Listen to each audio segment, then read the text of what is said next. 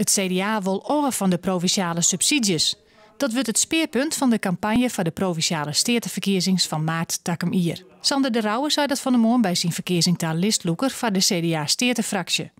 De Rauwe vindt dat de tijd voorbij is dat mensen de hoorn ophoren. Ik wil af van het idee je geeft geld en daarna is het weg.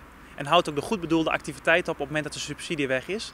En als CDA willen we veel meer inzetten op kredieten. Dat betekent dat je vertrouwen geeft, dat je ondernemerschap stimuleert en echte banen geeft.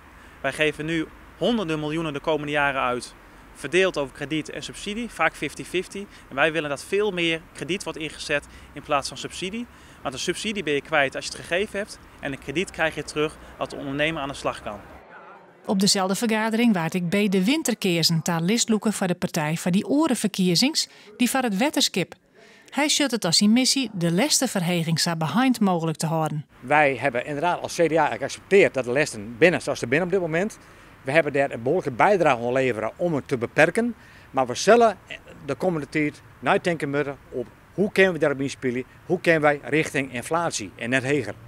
De verkiezings binnen takem hier maart.